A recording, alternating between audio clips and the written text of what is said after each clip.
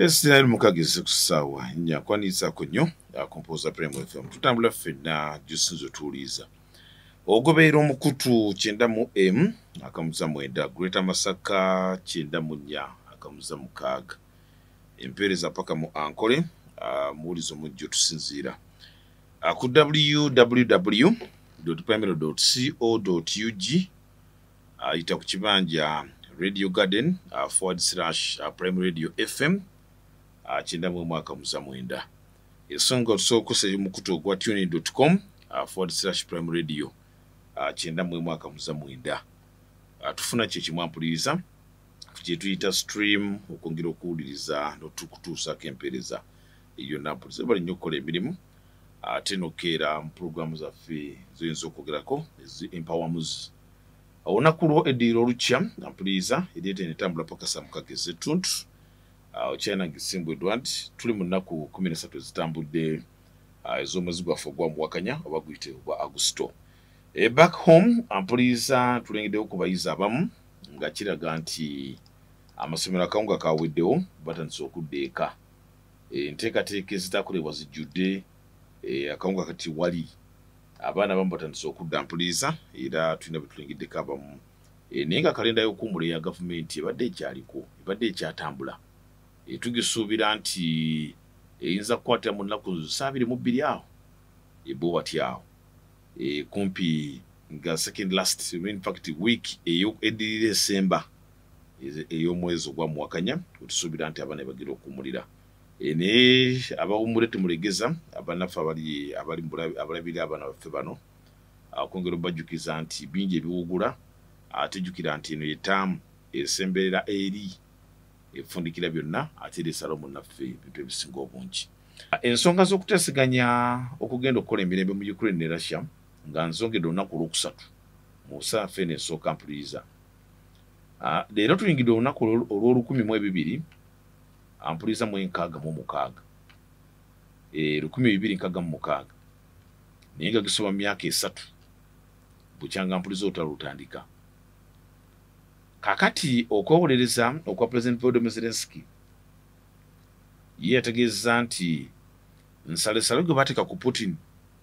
owa bbalaza ng'enakusa omwezi owa Friday ng'enakusa omwezi 8 kati ye Volodymyr Zelensky yaragudde nti ensinkano ya Trump ne Putin ku lunaku lwa Friday ng'enakusa omwezi 15 Vladimir Putin agenda kubeera nga eyeeyozaayoza olw'okuba nti n'ensalesale ku kusiriikiriza emmundu ate Amerika yennyini yamumuteekako ate yamuyise mu nteeseganya kati ng'ekitegeeza nti abalaga nti mwennyini mwemunkaliga ate mwemupondooka ne mupita mu njiiko kati kitegeeza nti omusajja abeera afunye obuwanguzi okusinza ku Volodymyr Zelensky era yagamba nti eyo personal victory ya Putin olw'ensonga nti ensinkano eno eri ku ttaka lya Amerika mu kitundu kya Alaska era nga okusinziira ku maka wa president aga White House ng'agoogera Caroline Leavitt afulumizza ekifo awagenda okubeera ensinkano eno mu kisaza lya Alaska mu kibuga ekisaze ekyo ekisaze eryo ekimanyiddwa nga Anchorage era nga nabwe kityo egenda kubeera listening exercise eri president nti Putin agenda teekayo amatu saako ne Trump buli muntu awuliziganye eri munne okulaba ng'ebintu bitambula naye nga basuubira nti enteeseganya zino zirina okufundikirwa nga waliwo ekituukiddwako era nabwe kitampuliriza okusinziira ku Zelensky yagamba nti yafunye sigino oba yafunye okutegeezebwa okuva eri omukungu wa America w'enjalo Steve Witkoff yasooka okugenda e Russia n'okwongera okwogera muri Putin era nabwe kityo nga baga nti Russia erabika yakkiriza ekyokusiriikiriza mu kulwanagana naye teyafunye bwina asinga ku ekyo tebamuwadde details nti ino kigenda kubeerawo oba kigenda kuleba bwe kiti kati ampuliriza ekibuga Anchorage ekyogerwako kyoyinza okwogerako nti ensi essaza lya Alaska lyerimu ku masaza eryebulunguluddwa ensozi olumu ezikwata ne balaafu olw'embeera y'obunyogovu etera okubeerayo era nga Anchorage ampuliriza kibuga kiri mu kitundu ekyomumasekkati ng'obalamiza odda Maserengeta era bakibaliyira okusinziira mu bibalo by'omwaka oguwedde nga kirimu obungi bw'abantu 289 era nga kitudde ku bwagagavu bwa square kilometers 5,079. Area code eri 907. Kali nga nabwe kitampuliza ko gati elevation kyoyinza okwogerako nti kiri ku foot 12 oba meters 31.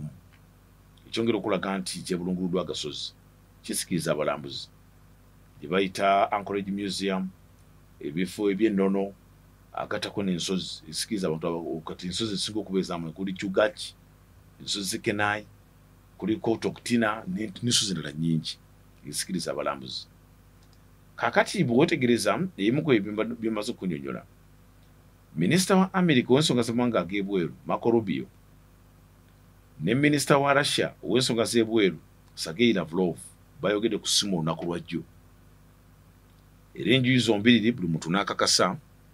nti ensisinkano egenda kubeerawo era basuubira nti egenda kubeera successful event olunaku olwa Friday kyoyinza okwogerako nti okwosa enkya. Kati ate waliwo amawulire gwenza okwogerako agongedde okulaga nti Russia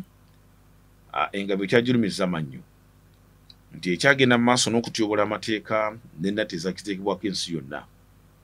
naddala ku nkolaganayo n'ensi ya North Korea ebooleddwa kumpi ensi yonna naye ng'ate ekyali munywanyi wa Russia sako n'ensi ya China. Ministry ey'ensonga za Russia y'ensonga z'amawanga ag'ebweru bwe yategeereza nti President Putin yayogedde ne mukulembeze muno wa North Korea Kim Jong-un naddala ku nsisinkano egenda okubeera wakati we ne Trump olunaku lwa Friday. Era nabwe kityo Putin nekitegeezebwa nti yabadde musiimu engeri North Korea gye gikwatizzaako ne basajja baayo. Kyategeereka nti waliwo abalwanyi e North Korea abali mu mitwalo n'emitwalo baba tebali mu nkumi na nkumi abayambako ensi ya Russia kubanga abavubuka abatiini abalwanyi Putin bwe yalagizaako okuperereza okugenda okubirako ensi y'emmundu abasinga obungi babinnyika mu nsuwa ne badduka ensi ya Russia n'ekibuga Moscow kuba waliwo kiwendo ekyobuwaze nga babajukiza kimu mugere mutaasa ensi yammwe naye jjukira okutaasa ensi ebeera nga saddaaka olumu oyinza okubeera nga gwe saddaaka ow'okutaasa ensi yo. Kati bwe bakiwulirako nti abasirikale abafidde mu battalion oba mu battlefield basoba mu kakadde abasinga obungi badduka ku nsi ez'okumuliraano. Era obutambi bwakulaga nga abavubuka abatiini abali mu myaka wakati wa 25 ku 30 awo engeri gye bali bataddemu ekiri nti bayingire amagye bataasa ensi yaabwe mu mbeera ey'obuwaze basala okudduka mu nsi ampulize ya Russia. Kati nabwe kityo omukwano gwa North Korea ne Putin gwe gwawaliriza North Korea okukkiriza abasajja abalwanyi aboogerwako nti bakolera mu mbeera ezitali nnyangu nnyo nga omanyi nti order in order ne bajja ne bakubira Putin emmundu ey'ekicuba. Kati akafubo k'essimu wakati wa President Putin ne Kim Jong-un bwe yabadde abunyonyola nti tulina ensisinkano ne Trump lunaku lwa Friday mu kibuga Anchorage ekyessaza lya Alaska. Kati era we yamusiimidde n'amugamba nti bali kunkwatizaako ate okusobola okununula ampuliriza ekibuga ekitundu kye Kursk, Liberation of the Kursk. Era nga bagamba nti amagye ga Ukraine goyinza okwogerako agabale galumbagana ampuliriza ekitundu kino ejje lya North Korea erikwatizaako President Putin lyasobodde okubatwala entyagi. Naye nga temujjukire nti amagye ag'ensi ya North Korea okusinza ku nnatti ezaateekebwa ku nsi ya North Korea kati kitegeeza nti Russia esomola busomozi money power kwongera munafu gikwatizaako. Kikigambo ekituufu kwalibadde kukusa ekukusa abalwanyi okuva mu nsi eriko nnatti z'ensi yonna ya North Korea atugugire omukubire moto. Volodymyr Zelensky naye yakubye essimu eri bwa president okuli owa Turuki omusajja n'atabwekebera Tayyip Erdogan Recep akulembera ensi eyo. Yakubidde Emir owa Qatar mukulu Al Thani kati gattako ne president w'ensi ya Romania ne sama minister ow'ensi eya Budaaki olunaku olwajjo nabo abasaba kimu nti bannaffe mutubeereremu mutuyambeko tulabike nga tuvunuka embeera ey'engeri ng'eno kati nabwe kityo President Trump ampuliza yategeeza nti agenda sisinkana Putin era ensisinkano eno ayagala kuwulira kiki ekimuli ku mutwe obwongo bwe busoma ki akimutegeeze bakkaanye then babeeko ne batuukako nakutegeeza nti ate bamujja ku luwonzi lwaki yalese Volodymyr Zelensky ow'ensi ya Ukraine ye yazzeemu kimu n'agamba nti olutalo lugenda mu myaka 4 omusajja yeevumbye ensisinkano nnyingi naye nga takutudde ne toliwo okutula kati kitegeeza nti omusajja yeewolereza agamba nti olutalo lulabika ng'olwagaana nti kati engeri gye lubadde lukonye then kitegeeza nti Amerika ke luyingiremu erabe woyinza okwogera nekirimaanyi munne babeeko bye batuukako naye era mu ngeri y'emu ensonga ya Trump ne Putin okwongera okutisa ku kibayita land swapping ensonga eyampuliriza eri ku mwanjo nnyo ya Amerika ekyagiremereko kuba yeeraba kati ebisoboka ne bitaasoboke ate nga jjukira Trump ayagala genda ku score card nti olutalo ataddemu omukono era lulina we tutuuse nti lugenda mu bbanga lya myaka 4 terusiriikirizaamu kubanga singa kutuuka omwezi gwa February omwaka ogujja kijja kuba giweze emyaka 4 kati twogera ebula emyezi ndosanga 6 kasita February 24 atuuka omwaka ogujja tujja kuba ndoza tuli mu kalulu eno ewaffe gijja kuba giweze emyaka 4 nga Russia ekyagenda maaso n'okufutiza ensi ya Ukraine ekyatandika ng'ekikwekweto eky'enjawulo gye baatuma special military intervention kaakati ampuliriza ekyama ekyatuuse mu nsi eya Ukraine eya Volodymyr Zelensky kyategerekese nti gavumenti ya Zelensky ekiteeso kya Russia okugitwalako ekitundu ky'ettaka kyonna kebeere ejjiiko tebakikkiriza ate ababisomera mu baasa bo balina ge baalobyeyo ne bagamba nti ye Putin kyayagala ensi ya Ukraine ekitundu ekya Donetsk kyeyinza okwogerako kyewamba emabegako nti Ukraine n'ebitundu 3 byekyayinako omukono ku Donetsk iwanike ebirekere Russia okusinza ku ge baalobye olunaku olwajjo Volodymyr Zelensky naye gamutuuseeko nga President Putin yagamba nti Ukraine bagisaba busabi nti n'ebitundu 30 byekyakwatidde mu kitundu kya Donetsk ng'ebitundu 7 biri mu mikono gya Russia nabyepondooke nga Donetsk Russia egenda mutwala 10 ku 10 land swapping eri gye nagambye Trump gyayogerako kuba bagiraba nti eyo diiru yeyinza okuyambako okomekeza olutalo luno era nabwe kitampuliriza nga gattako na kino ebitundu ng'oggyeko Donetsk kuliko ekitundu kya Crimea kiri mu mikono gya Russia ekyo kyondo kiri ku liyanja Black Sea ekyondo ampuliriza nga bw'olengera ekibuga eky'Entebbe nti Entebbe city oba Entebbe municipality kyondo mu nnyanja Nalubaale ekyondo kitegeeza oba peninsula kitegeeza nti oyingira na kkubo okufuluma ekibuga ekyo oba tokoze litaani oba olina kukozesa mazzi oba bwengula kyo kibayita peninsula kibayita ekyondo ndowooza ngero kitegeeza nga bw'olaba Entebbe bweri okuyingira Entebbe oyingira na motoka bw'oba tovuddeyo na motoka okufuluma ekibuga eky'Entebbe nga tukomyewo na motoka either oba osaabadde ku mazzi oba ng'oyise ku kisaawe ky'ennyonyi ng'olinnye ennyonyi kati eyo Crimea peninsula ku liyanja Black Sea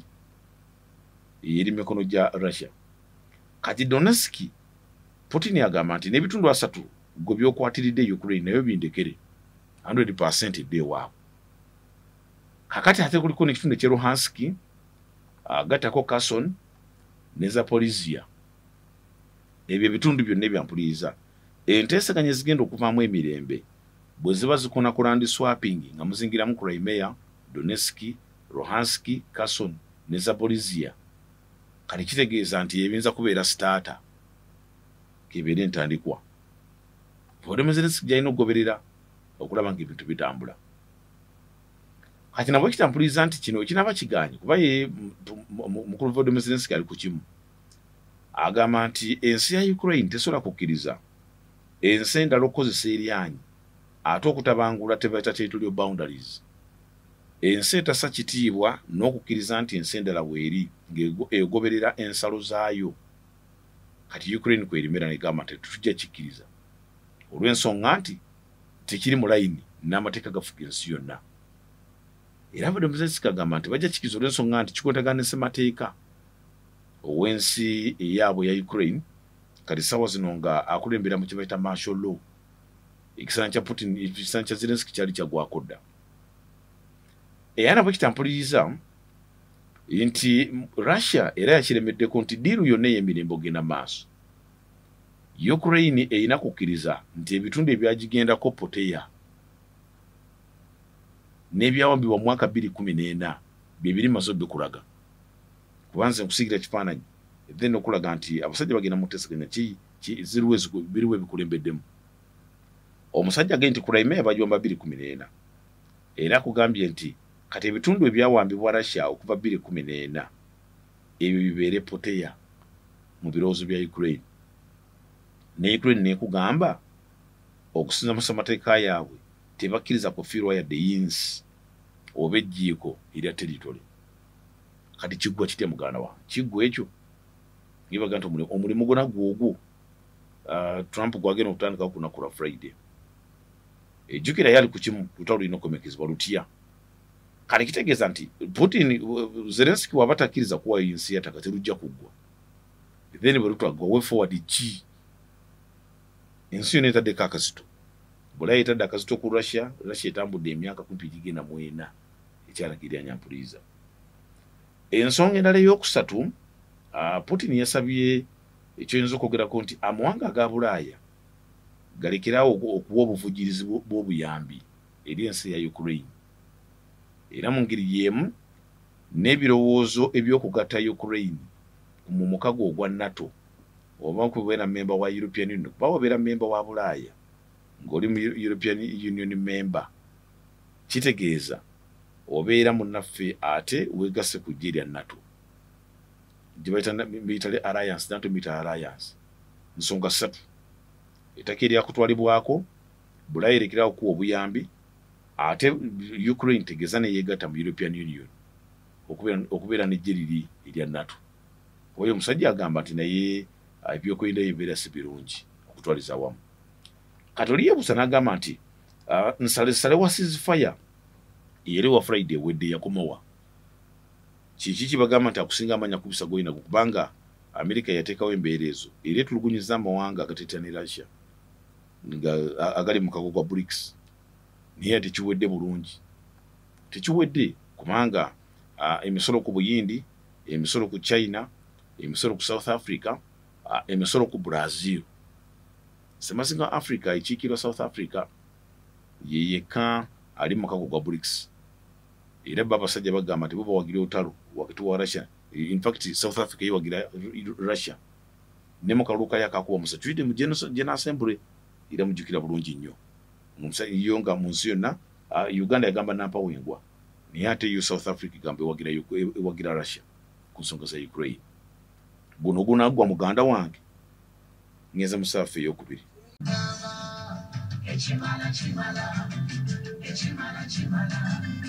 Echimala chimala olwaleero wangula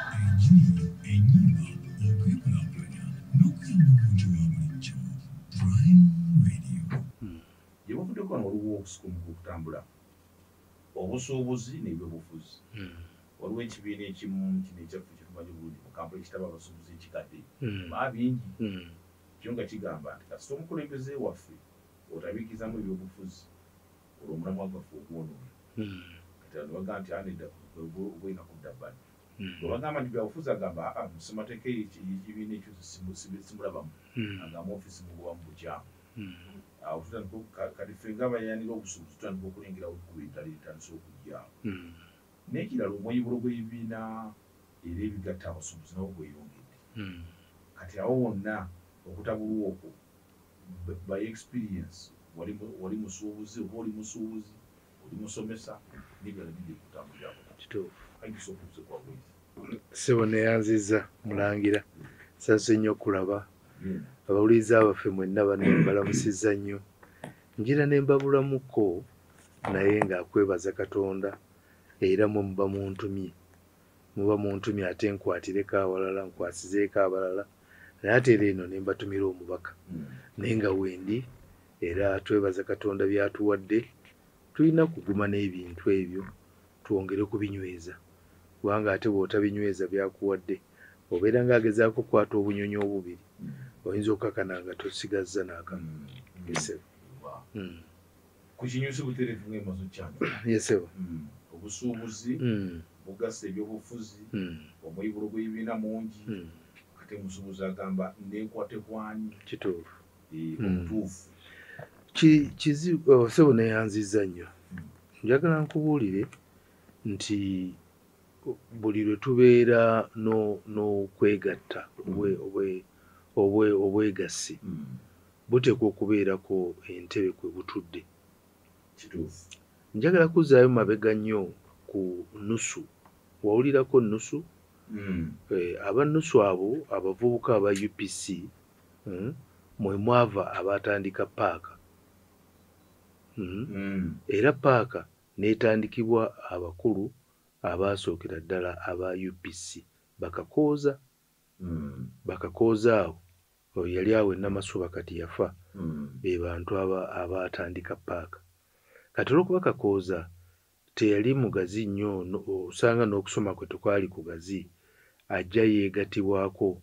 bakatongole bahaji katongole kati olwo kubanga luli tewali na kibiina kiri registered kati nga paaka efugibwa nusu no ya UPC kakati bakatongole bwe bajja baregistaringa ekibiina ekyayitibwa UTODA era UTODA nekola ofiisi zaayo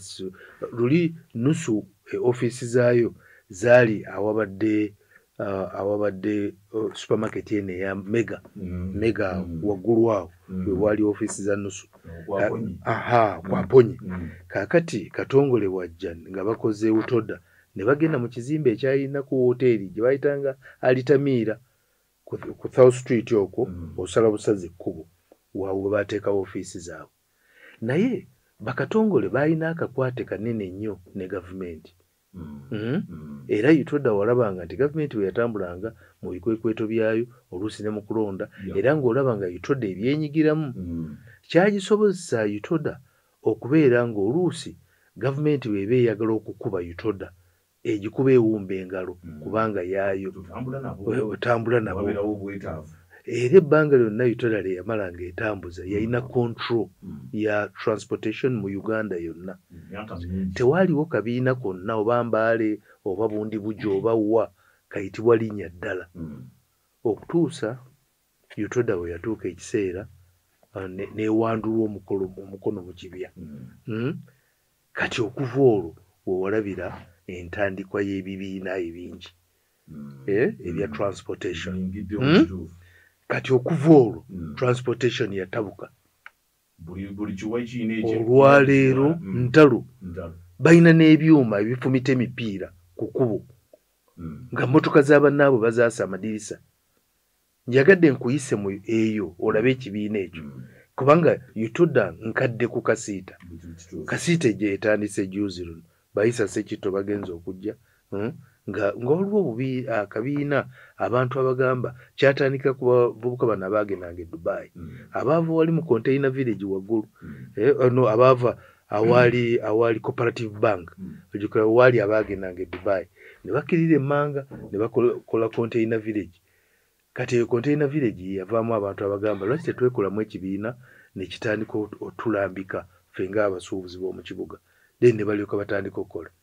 omulamwa gwabwe omukulu gwali gwakwekulaakulanya bo bennyini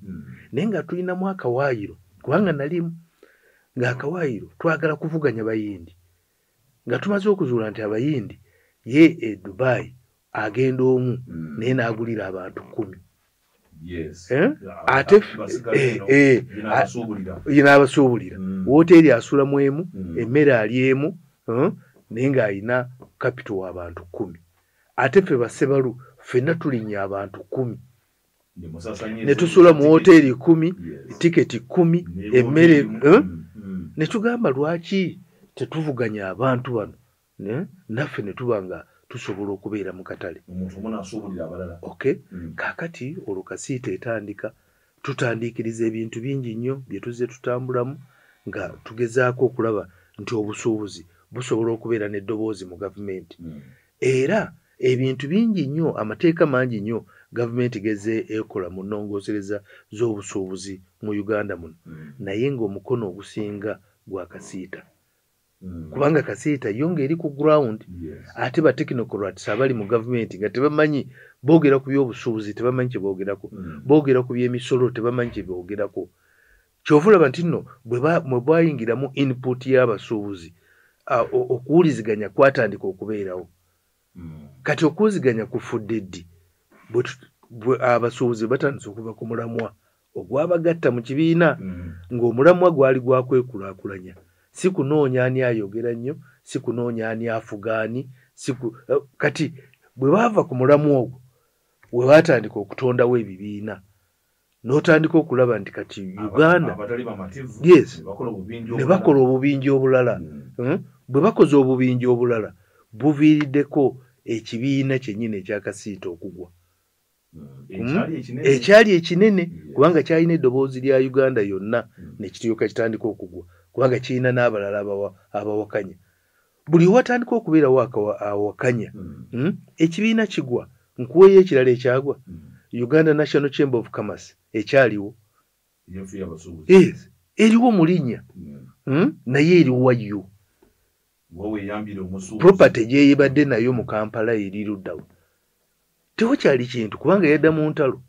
ebeera mu kooti buli kiseera erina abantu abagibeerako abatagivaako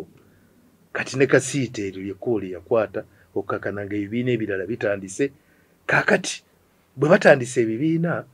ebyenjawulo mubaddemu entalo nnyingi ezigguddwawo naye nkulayira tewali lutalo lwe tuwangudde nkweyo lumu bwe twagezaako okukaayana nti bannannyini mayumba bakyajinga mu dollars abasuubuzi baawangula naye baawangula bwe twalwana olutalo lwa engoye ezitundibwa mu minzaani twaluwangula bwe twalwana olutalo lwa influence twaluwangula lutalo ki lwe tuwangudde ng'abasuubuzi tewali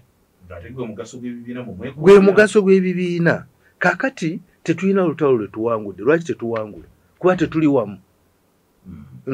bali tuba tulina omutego gwe tubateze mu lukiiko lwennyini lwe tutuddemu mwe muva abo bagamba tikati bateze bwe bati era obwegugungo bwonna obubadde mu Kampala muno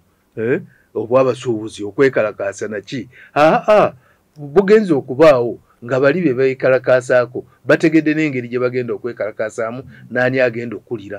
n'obulala buttiddwa nga tebutandise nga bategedde nti gundi yaduumira ne bamulumba kiro ssaawa 9 ogw'ekiro preventive arrest kati abatasobola kukeera kuduumira kibinja byebintu ebimazeemu obukulembeze bw'obusuubuzi amaanyi kati olwaleero trend eyo gye bakutte kati evudde ku objective enkulu yali ya development self development y'abasuubuzi bennyini abali mu kibuga kiwudde inclusion okubeera nti nno abasuubuzi abali mu kibuga balina eddoboozi oba abasuubuzi abali mu Uganda balina eddoboozi lye basobola okusonseka gavumenti neewuliriza kiwulidde eyo ezaali objectives enkulu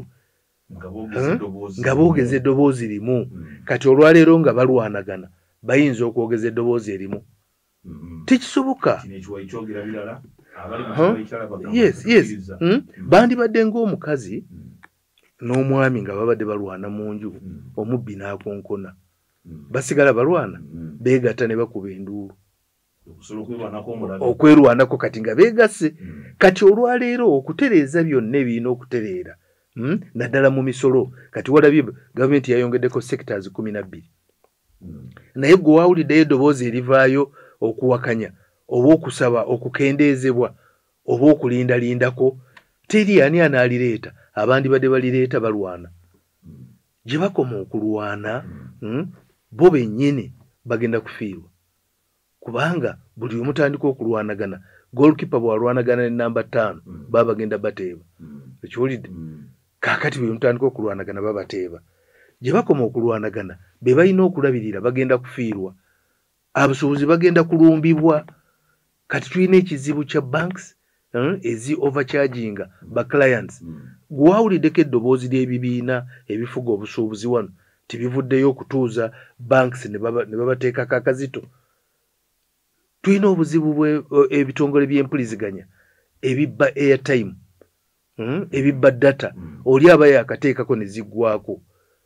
ogwo gwe gwandibadde omulimu gw'ebibiina ebyo bikasiita byani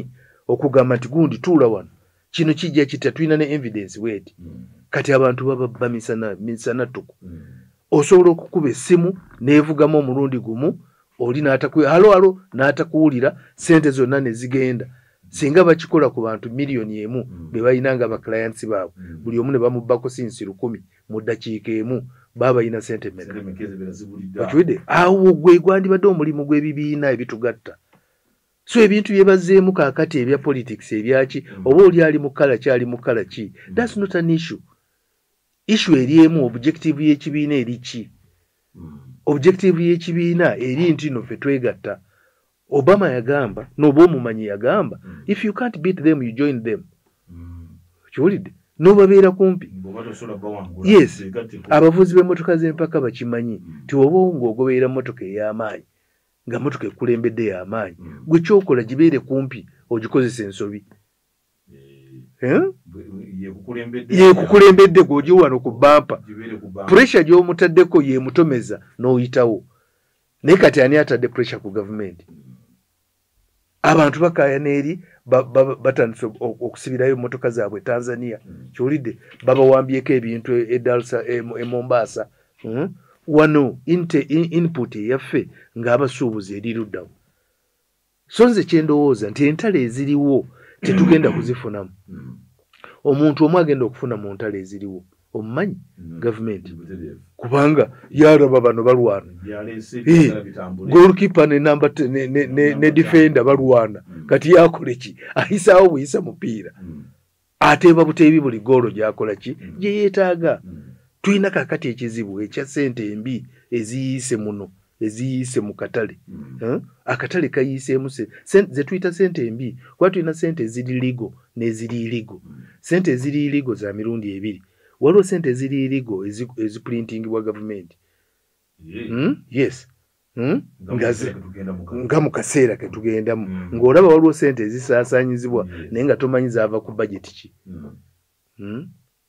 Kenya waliwo tiimu z'omupiira ze bawadde sente nyingi okiwulidde kaakati ate waliwo sente ezisaasaanyizibwa nga ziri ligo nga zikoleddwa ku NASA bansonyiwa okwogera NASA kubanga era baazikwatirayo okiwulidde n'ezo weeziri kati sente ezo buli lwe ziyingira ne zigwa mu ekonome yo ofuna omunaabuuko gwa sente olwaleero vungisa mulangira vungisa ekizike oba ogenda kukwatamu okwo kwe kunaabuuka kwa sente butereevu economy esobola okukula for example nti bw'otunuulira kaakati inflation rates zaffe mu June twali 3.9 mu July yona yakagwako ne tubeera 3.8% naye nga average tubadde tuli 5.7 yebadde average naye kati ogenda okutunuulira nga mu kaseera kano between now ne 2027 ogenda kulaba nga inflation eri waggulu olwa sente ezo ezikoze eki eziyingidde kati weetaaga ebibiina bino okubanga birina abantu abamanyi economics abasobola okugamba gavumenti nti waliwo kino kyetulaba waliwo emikisa egiri ebweru nga kati olaba BRICS ekoleddwa abano bennyini be bandibadde bajja okugamba bannayuganda ti you guys temulwana temubonaabona na bino akatale kaakano aka China Brazil yino eguddewo babano baguddewo Italy eguddewo muleete ebintu tutunde eno naye tebasobola kugendayo bali mu ntalo wano so entalo zibalimu zigenda kutukosa nze kyensaba batuule wansi abamu bagamba nti batutuuze mwe muli baana bato be batuuza lwaki mwe temwesibirako mu nju kizimbe kimu mufune ekizimbe kimu mwabalwanagana kuba mwena muli bantu bakulu muli bantu bagagga muli bantu bamanyi mutuule mu kizimbe kimu mugambe ensonga eno tugiramula tutya tusobola tutya okwejja mu buzibu bwe banaaba tebakikoze nkubuulire binaagenda okukakana kubanga tutuuka 2027 tujja kubeera nga gavumenti ebeewangudde omulimu gwesookako ekumopinga up illicit finances sente zino enyingi ezibadde mu economy naye gwe oba oyingidde nga tozimanyi ezayingiramu osobola ozimopinga gweoyerawo otomanyi nfuufu kitegeeza nti bw'oyingira nga tomanyi zigenda kukuba economy ye egenda kufa ekiwulidde kaakati nze nsaba abakulembeze bano bonna baleme kugunjaawo bubiina obubiina bwongera baweekeninga abantu bafuna ebizibu tebalina babayamba bafuna obuwayi ebitategeerekeka batandika okwetuuma batandika okubeera kugamba nti bano ate be bawagira MP gundi MP toyina kyomuwagirako talina kyagenda kukuyamba muteringiyo ekigenda okukuyamba ge maanyi agammwe ng'abasuubuzi ne bwegatta nze ndi producer wa lime nkola road lime agricultural lime chemical lime era bw'otuuka ekikolongo awali awo round yennyini ekikolongo awo wange 25 acres naye twalemererwa okuziyiza lime ava ebweru okuyingira wano olw'okuba production yaffe nga mbi kiwulidde ate nga tetulina atwogerera up to now oli mu hardware omanyi lime wa Uganda bw'olaba wa Uganda n'owa Kenya amata bw'otwala aluwa totwala wa Kenya so baganda baffe bano bazuukuke bakole ekinokolebwa bw'otuwulira nti ebibiina nkundi bitasoboleteramu ku gavumenti ekyo kibi lwaki abantu bakitya tokitya kubanga ke kali kenkugambye yes if you can't beat them join them yes kubanga bw'oba joininga obaako by'obakwakulako gwolooza Utoda terina byakwakula ku gavumenti okumala ebbanga yes ojjukira Utoda yali efunye olutalo ne City Council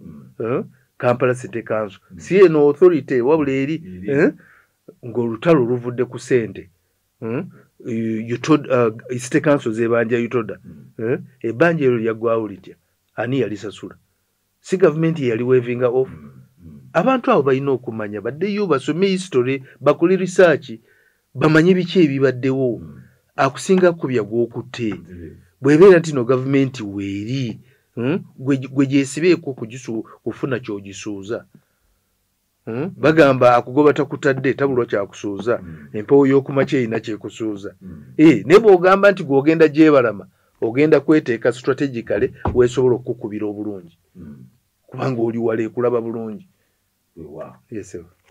kadiddwa mbulungi ampuliriza oba twongere okukyusa bitubere tumanye bitonotono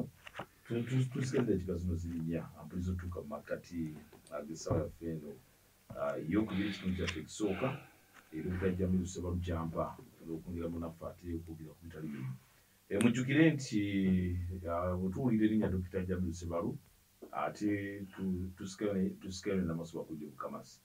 ekuba musajja musobozi ate munabyanjigiriza ate era musomesa kitumanyi nti amatikkira gaffe aga Namaswa Kujja Bukamasi gabeerawo ng'ennaku z'omwezi 10 ogw'ekkumi eyo kalenda yaffe kasa tumala okwenunula in fact okwefuga kyekigambo ekituufu independence nga 9 ogw'ekkumi then olunaku oluddako nigabeera amatikkira enteekateeka zituusewoze kansooke sebo yanzia kansooke nkuwulire lwaki 10 ogw'ekkumi lwaki 10 ogw'ekkumi lwe lunaku Namaswa College lwe yazaalibwa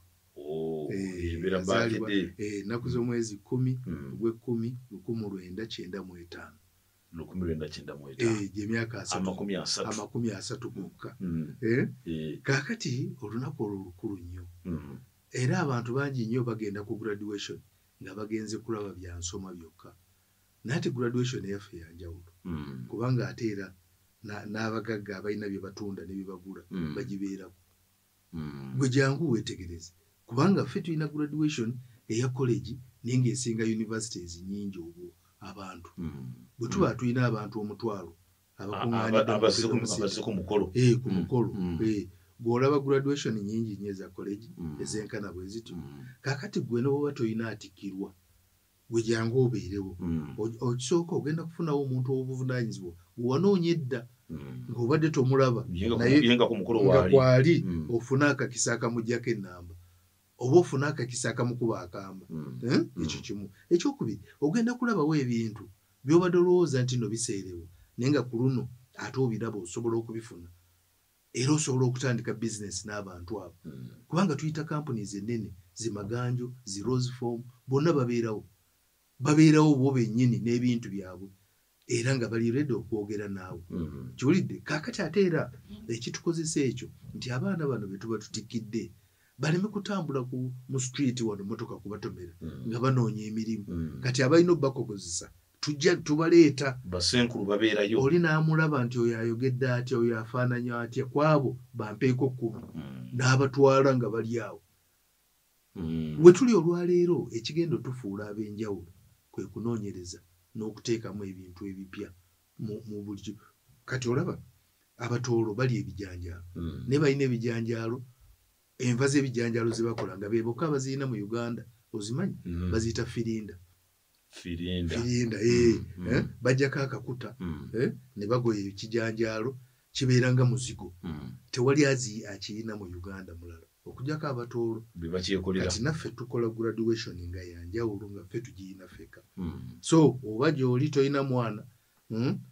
tolina agenda kutikirwa olina okubeerawo ennaku z'omwezi 10. Tutandika ku ssaawa 2 ez'okumakya ku ssaawa 6:30 tuba tumaliriza. Bw'ojja 7 osanga twagenze. Jangu tolina kye weetaaga oba olina kaadi oba tolina bujjangu jangu obeerewo ojja kufuna ebyokulya n'okunywa weeyagaleko. Ensi bano boolaba abatandise okukola eggaali tewali ssanyu. Kati ffe abamu tulina okukola essanyu abantu basanyukeko. Abantu bwe basanyuka okulowooza emitima emibi gye balina ku bannaabwe gijja kendeera. Ekireeta emitima emibi kwe kulaba nga bo tebalina kye bafuna naye ng'ate waliwo abeeyagala. Kyekireetera emitima emibi waliwo abeeyagala ate muli mu mbeera mbi. Oli awulira nti emmeeza okulaba omuyimbi gundi ya bukadde 3 n'agamba obukadde 3 bagenda kwetikka kyawo nga bagenda nti tewali batuulako obutuuzi ne bavaako naga ate nze landiroodi nga ndi bubi. Kaakati ffenna abatuuse mu levo gye ntuuseemu tulina okusala amagezi okuteekawo essanyu. Bwe tunaabeera abantu 100 abantu 1000 abateekawo essanyu mu bantu wagenda kubeerawo eddembe. Weewaawo ebitawedde Haji kanamba k'essimu abayizi abeebuuzi abasobeddwa abaagala okuwabulwa n'okunyumyako naabo. Kituufu edda nalowoozanga nti buli kimu kya ssente naye kati nze ndowooza nti Katonda alina engeri gy'atusasulamu wadde abantu betuyamba baba tebatusasudde. Kati njagala onkubira essimu ojje tutuule twogere buli Lwakubiri mbaayo ku Namasuba College of Commerce. Ennamba y'essimu eri 0772 48 3 97 0772 48 3 97. Wow. Tunatandikira mpuliza Wednesday jja wale nnyo tuwakadde kano. Tujja sinkana tesigala ngu China ffe tukyali mu program yaffe nakuwo tujja mu